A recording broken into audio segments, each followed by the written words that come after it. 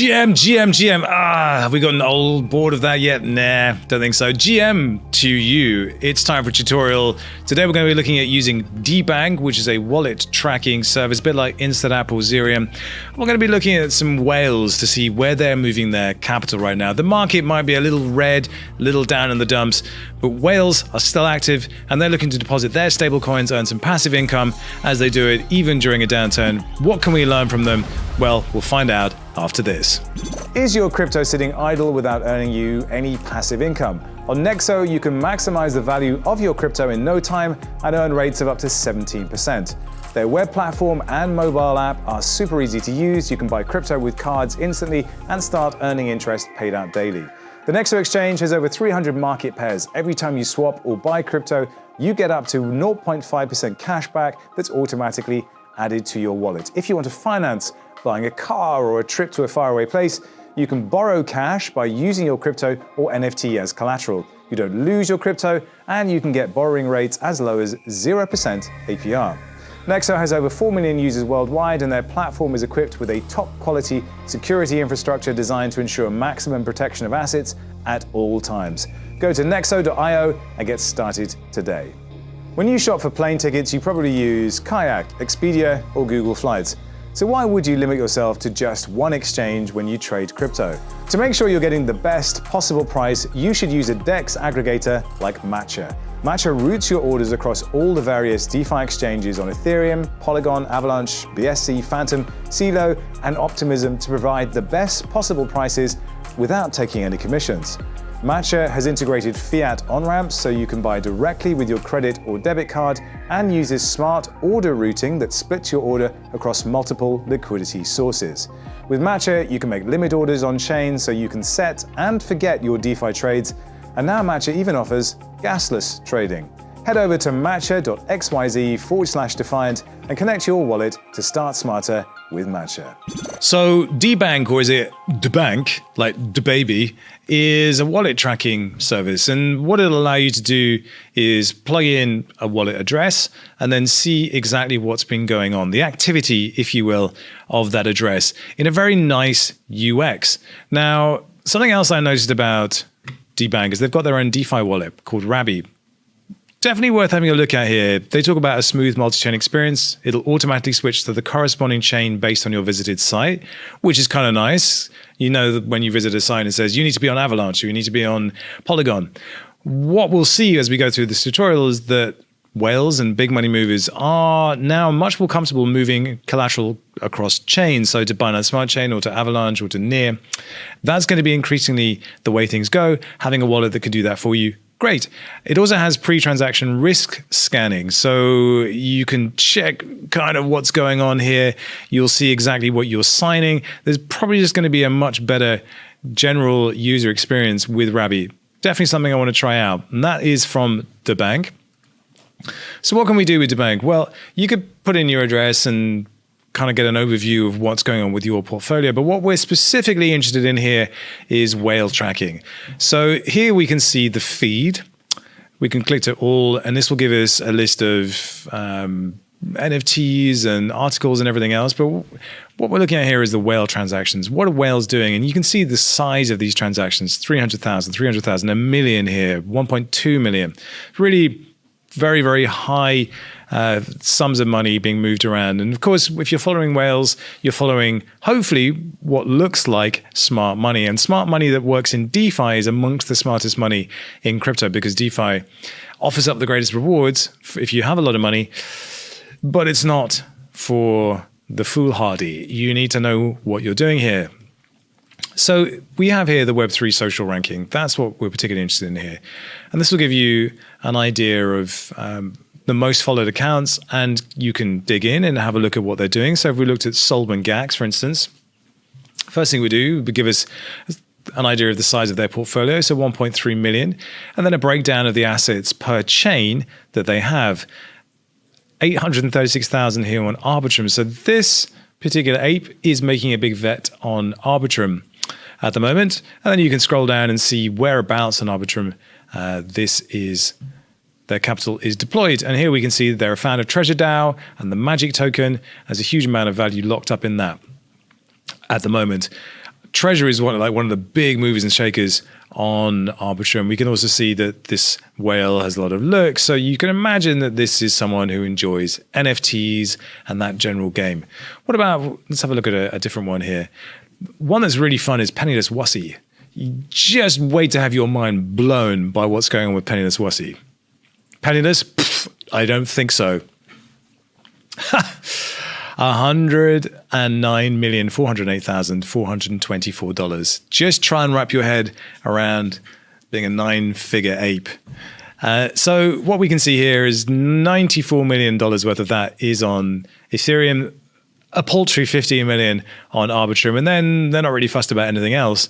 And then the kind of breakdown here, it's just staggering. Convex, 26 million, nearly 27 million there, 15 million on Dopex, the options single-sided pools protocol. But the one that really blew my mind was this Frax number, $35 million worth of Frax.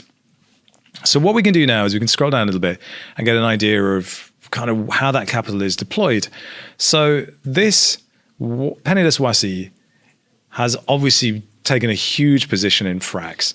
And Frax is an algorithmic stablecoin. Bear that in mind. Algorithmic stablecoins, on the whole, they're a little bit risky. The whole point about Frax is it's fractionalized. The reserve is fractionalized, so it's built on a clever system there. I need to do more work and really digging into what Frax is, because I think it's becoming more and more prominent, and it's a particularly interesting ecosystem with this FXS governance token, and then this token here, which is the FPIS. I was having a look at that today, and that's kind of an interesting add to that ecosystem. But here we can see what Penniless Wussy is farming. FXS and Frax, Frax USDC, DAI Frax on Uniswap. So very much a Frax maxi, but a stablecoin maxi at the same time. So parking capital in somewhere safe and then reaping the rewards of that. And getting paid in this crucial FXS token that they can then stake, as you can see here. Also on Convex. So if you don't know what Convex is, it's a way of getting boosted rewards on Curve without having to lock up your token. So you have these VE CRV tokens, vote escrow CRV tokens, and they have to be locked up for anywhere up to 4 years for a 4x boost, I believe. And that will allow you to earn a huge number more rewards on Curve, but obviously for the penalty of locking it up. Convex allows you to get those same rewards without locking up, which is why Convex is such a big deal. And you tend to see Convex feature quite heavily in these whale wallets. They're just hoovering up the rewards. $26 million worth of value on there. And we'll dig into that a little bit more as we go further with our next whale wallet we're going to track.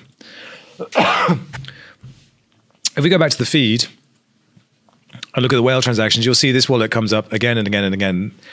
Ethereum, whoever that is pretty active, withdrawing nearly 1.3 million from Vector today. It's just kind of getting busy with it. So let's have a look at that particular wallet and see what's going on there, because this one's quite interesting. So interesting enough, about a $40 million portfolio. And 15 million of that is on Ethereum, but nearly the same amount is on Avalanche. And in particular, what's interesting here is this breakdown here. So nearly 8.5 million on Yeti. A Yeti is quite new. That's quite a lot of capital to be deploying on Yeti. And I thought it would be worth interesting having a closer look at Yeti and what it is. So here is Yeti. It's basically a protocol that allows you to mint YUSD. It's a lending protocol, and they call it a cross-margin lending protocol on Avalanche, that will allow users to borrow up to 21x against their portfolio of LP tokens or staked assets such as SJO and SAVAX and yield-bearing stablecoins in a single debt position for 0% interest. Kind of an interesting one. So the way it works is you supply collateral, and in return you get this stablecoin YUSD, which has to be over collateralized. So to mint one USD, users must deposit a minimum of $1.05 in yield-bearing stablecoins or $1.10 of liquid collateral like AvaX or Trader Joe LP tokens. Alternatively, you can mint it for using USDC, but for a premium of 2 cents on the dollar. So obviously the important thing is that a stablecoin holds its peg. One YUSD should close enough represent one USD. And there's obviously arbitrage opportunities if it ducks below or it goes above. And they call it a hard pegged stablecoin. It's fully decentralized. And so what you can do on Yeti is you can supply YUSD to this stability pool. And what do they say about that? You will accrue Yeti for staking YUSD in the stability pool. So the rewards here are 27.91% if you stake there, and you'll be paid in the Yeti token. If we have a look at the Yeti token here, well, that's interesting. It's relatively new, the Yeti token. It seems to have gone way up towards $2 where it just collapsed in on its own weight. It tends to happen. And now it looks like it's trying to find a floor. So this duck here was 83 cents, and this duck here was probably somewhere around the same, about 83 cents. So it's hit that bottom twice, and now this could be what looks like a higher low, but I think it's too early to tell at this stage. However, risk reward wise, if you're looking from here all the way up to the all-time high up here, earning rewards in Yeti probably isn't a terrible strategy at the moment. But if we go back to our whale wallet, which was over here, this is what we're really interested in, this YUSD plus USDC plus USDT. And this looks a little bit like the 3 pool on Curve. And if you know your Curve, you'll know that there's this 3 pool, which is UST plus USDC plus USDT. The whole point about Curve is it facilitates high volume stablecoin swaps for low slippage. That is really what Curve is best at. And it does other things as well, but really its kind of secret sauce is enabling very high number swaps from one stablecoin to another for a relatively low slippage. And that's kind of important because you want to be able to move between stablecoins and take advantage of passive income opportunities wherever they might be. Here we have something that looks like the 3 pool, but this is the YUSD pool, and it's YUSD plus USDC plus USDT. We can have a look at the stats. And here we have $436 million worth of stablecoins in there. And the bulk of them are actually not YUSD.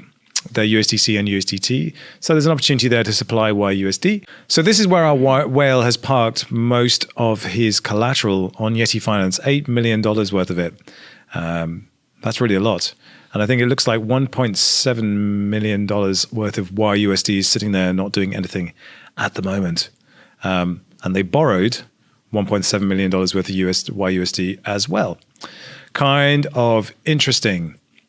So that's Yeti. You can also stake those LP tokens here, and then you would get a 26.639% as well. So that's probably what this whale is doing. It's taking advantage of this 26%, which, let's be honest, isn't too bad at all. So what else can we find in this wallet? Well, they've got a big chunk of ape. Wow. Well, it's, you look at the profile pic and it is an ape. But we've got 8,234 ape in there, 150 grand's worth of it. What else can we find in here? Convex, obviously 3.2 million in Convex, as you would expect. Then a little bit further down, some Aave, like nearly $3 million worth of WBTC. Very interesting, taking some Bitcoin exposure as well. And then all the way down here, we find Vector. The whale's withdrawn $1.3 million worth of UST from Vector. But what is Vector exactly? Well, to understand Vector, we also need to understand Platypus. And Platypus is effectively, it's a Curve competitor, but on Avalanche. So if you want to swap between stablecoins, this is where you would do it. So these are all stablecoins of varying flavors, and you can swap them here on Platypus. Presumably same kind of vibe, high volume, low slippage. And similarly to Curve, you can boost your rewards using VPTP. So you can lock up your VPTP.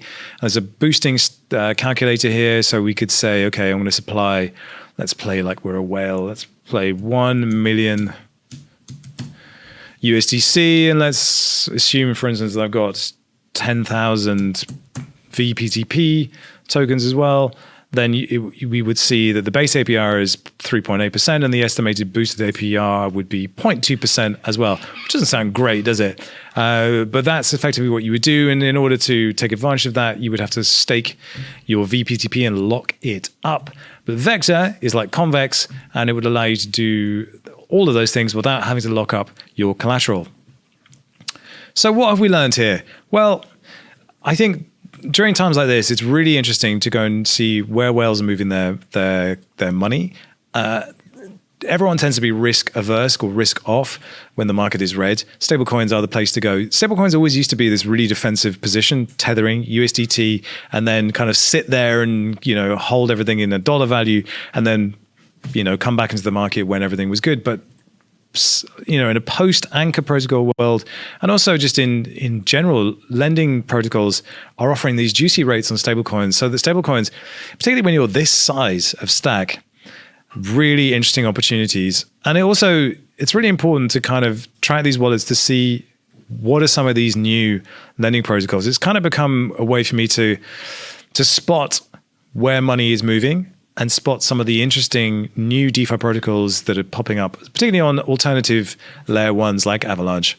And if you're starting to use the Rabby or XDeFi wallets, for instance, you'll be able to kind of move between chains quite fluidly, and it'll become almost a seamless experience moving money from one chain to another. And so getting out of this ETH-only mindset is really, really important. I'm sure we'll start to see the same thing happen with NFTs as well. So really thinking in terms of a buffet of protocols and of chains that you can operate on could be a really powerful strategy, particularly when newer protocols are offering these essential kind of introductory rates on things. Could be really, really interesting. Now, tomorrow I'm going to be looking at USDD. This is Justin Tron's attempt to replicate UST, but on Tron. And we'll be looking into the different ways that he's doing that. And also, just wrap your head around this, 30% fixed rate of interest. When we were looking at Yeti, this is obviously, you're getting a rate of return on a token that's highly volatile. It might be at the bottom of its chart, might go down further, who knows? But getting a fixed rate of return on a stablecoin paid out in stablecoins, that's immense. So I'm really looking forward to looking into that. One last thing, the Platypus token we were looking at, well, that also seems to have been up during the kind of bull of February into March and then all the way down here. And it seems to have hit this local bottom here. Who knows where it's going to be. But of course, if you're locking this token up for 4 years, then, well, you'll let it do its thing. So that's DeBank. I would highly recommend using it not only to track your own portfolio, but to track these whales. And the feed is great. It's great fun having a look through some of these big guys and trying to imagine what it'd be like to have, just $1 million to just move from one place to another. Big bowls, big moves, and so much exciting stuff going on. DeFi definitely is not dead. That's it for today. If you have any suggestions for us to cover in tutorial, please do drop them in the comments below. And as always, don't forget to subscribe, like, do all that stuff. You want more of this good stuff. Until next time, peace!